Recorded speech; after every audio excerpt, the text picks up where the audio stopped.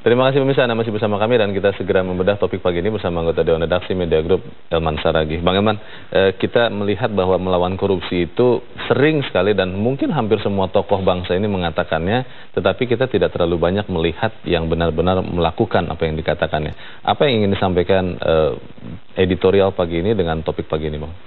Yang pertama yang ingin kita sampaikan, terutama para elit bangsa ini, ya berhentilah hanya berpidato gitu ya.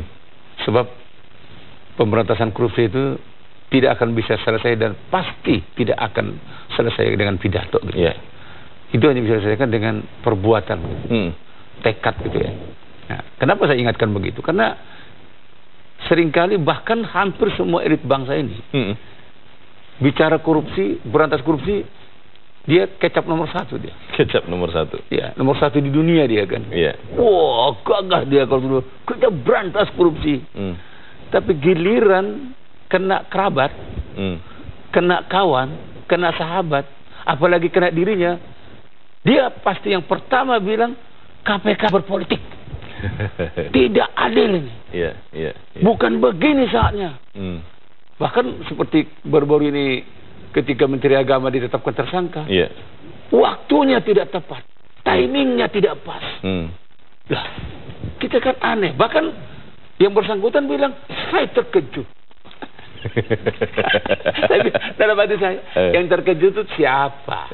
Yang pantas terkejut ya kita. Ya rakyat. Ya rakyat kan. Kok Menteri Agama kok korupsi? Menteri Agama ini kan penjaga simbol. Tertinggi penjaga moral bangsa ini kan gitu. Betul. Ya kita kaget dong. Sampai ketika tersangka kaget, terkejut. Bahkan ada yang bilang timingnya tidak pas. Bukankah KPK tahu bahwa ini eranya aja zaman pilpres, pencapresan. Tapi kita ingatkan pagi ini, hai para elit bangsa, kau harus tahu kewenangan KPK menetapkan seseorang tersangka tidak terbatas waktu, tidak terbatas hari, tidak per hari, hari-hari kebesaran keagamaan pun, dia tidak haram menyatakan seseorang yang tersangka. Hari ulang tahun pun tersangka. Sudah ada kejadian. Sudah kejadian. Jadi jangan mengkait-kaitkan pilpres dengan penetapan tersangka. Tidak ada kaitan. Dan kasus ini bukan kasus baru kemarin, cukup lama. Dan ini konon katanya tidak hanya sekedar 2 alat bukti, 100 alat bukti katanya. Oh, berarti sudah sangat yakin ya Bang Elman? Sangat yakin. Jadi itu yang kita ingatkan mereka. Terutama ini para kedua pasangan capres cawapres ini. Kita ingatkan dari sekarang. Hati-hati memilih tim sukses. Memilih teman seiring. Jangan-jangan di antara mereka ini nanti ada yang akan merusak, ada yang calon-calon koruptor gitu ya. Jadi mulai sekarang kedua pasangan ini sudah mulai menginterpretasi untuk menentukan siapa untuk jabatan apa. Dan mulai sekarang dicek, dia masa lalunya bagaimana, rekam jejaknya seperti apa, jejaknya bagaimana. Jangan sampai nanti ketika ditetapkan jadi menjabat di jabatan tertentu, ternyata dia memang yang paling buas gitu.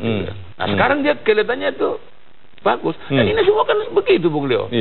Siapa menyangka? Betul. Siapa menyangka orang itu ternyata buas? Kan begitu. Makanya terutama nanti untuk jabatan Menteri Agama, dari sekarang kita ingatkan juga, jangan lagi dianggap hak partai politik. Jangan lagi dianggap nanti hak yang ikut dalam koalisi. Kita sarankan untuk Kementerian Agama, pilihlah orang akademisi yang mengerti tentang urusan haji. Tidak hanya sekedar mengerti, kita yakini dia akan jujur. Bersih ya. Bersih. Oke, Bang Elman, kita juga akan mendengarkan opini anggota masyarakat mengenai masalah ini. Saat ini kita sudah terhubung dengan pemirsa Metro TV, ada Pak Ondo di Bekasi. Selamat pagi Pak Ondo. Selamat pagi Pak Herman, ketemu kembali nih.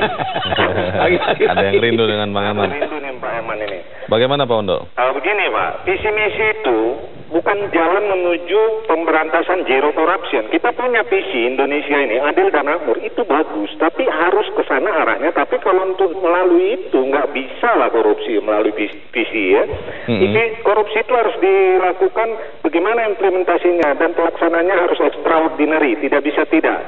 Kemudian kita melihat hari-hari ini bahwa SDA itu tersangka dipolitisasi. Yang ngomong yang mempolitisasi, bukan KPK yang mempolitisasi gitu loh. Jadi aneh, kita lihat toko-toko sekarang udah gila masuk ke semua menjadi suatu partai tertentu itu gara-gara ada transaksi. Kita lihat ya, ada yang ditawarkan menjadi koordinator Menko jadi ke sana. Ada yang ditawarkan menjadi ketua pemenangan jadi ke sana padahal partainya tidak ke sana. Yang tadinya Suryo Paloh HP kemudian Min HP berubah lagi jadi Pra HP gitu loh. Aneh. Jadi kita melihat tokoh-tokoh ini pergila jabatan semua gitu loh. Nah kita rakyat ini bingung kalau itu dicontohkan. Boro-boro memberantas korupsi, membuat Indonesia ini menjadi maju dikit aja sulit gitu loh. Jadi kalau bisa koalisi-koalisi gemuk itu kita bingung ya. Transaksi semua, karena apa? Kita udah ada 2009. Say no to corruption, kata yang mengatakan, yang teriak paling depan. Malah dia dan kuncu-kuncunya korupsi. Demikian, mudah-mudahan rakyat memilih dengan cerdas. Gitu loh. Baik, terima kasih. Ondo lupa bilang, katakan tidak mungkin maksudnya. Katakan tidak pada korupsi. Iya. Nyatanya? Korupsi. Baik, terima kasih Pak Ondo dari Bekasi, dan di belakang Pak Ondo, Bang Elman ada penelpon lagi dari Jepara. Ada Pak Gunawan, selamat pagi Pak Gunawan. Selamat pagi, Leonard. Ya, Bang Elman, gimana Bang Elman kemarin jadi nggak itu? Jadi Pak, jadi tetap menyuarakan suara rakyat di sini juga. Bagaimana Pak Gunawan? Ya jadi begini, bahwa korupsi ini persoalan yang sudah sangat lama ya. Semua berteori muluk-muluk. Tapi ketika pada teknisnya, setelah saya mengadakan satu pengamatan Bang Elman, 80% korupsi data itu dibantu oleh para birokrat. Birokrat yang dibawa kementerian yang rata-rata adalah mereka PNS. Ketika seorang capres-cawapres ini hanya sekedar visi misi, jadi saya betul apa yang dikatakan oleh Jokowi ya, revolusi mental itu. Revolusi mental itu teknisnya bagaimana? Ya di BAKN Badan Administrasi Kepegawaian Negara itu dipangkas. Itulah. Caranya bagaimana? Dulu bapaknya Prabowo itu mengatakan APBN itu 30% bilang dikorup. Nah, ketika beliau berpasangan dengan Bu Mega mengatakan bahkan 40% dikorup. Ya kan? Daripada 30-40% dikorup, gimana Bang Elman? Para birokrat itu mulai sekarang ditanting atau diberi sebuah pilihan, kasih pesangon atau pensiun dini, gitu. Nah, itu teknisnya. Ketika masih visi misi dengan mereka, nggak akan selesai persoalan bangsa ini. Karena memang sudah mentalnya, mindsetnya, bagaimana saya bisa kaya. Bagaimana saya bisa hedonis gitu.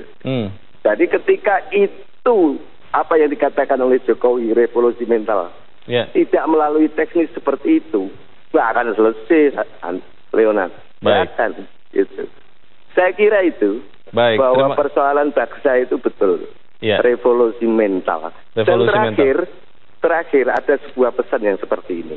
Pak. Ketika Prabu Kresna kepada Arjuna berpesan perang Brontoyudo, ini nanti kan perang Brontoyudo ini antara Jokowi sama Prabowo, ya kan? Pesannya seperti ini, karena nefat nih adikarsane palesu kada ana. Artinya ketika kamu melakukan pemberantasan, siapapun yang ada di dalamnya, betapapun itu saudaramu, ya habisi juga gitu.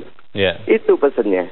Saya kira itu untuk bangsa Indonesia, bahwa ke depan kita pilih orang yang bisa membangun mental kita. Baik. Terima kasih Bang Elman, Leonard. Terima kasih Pak Gunawan di Jepara untuk opini Anda Pak. Selamat pagi.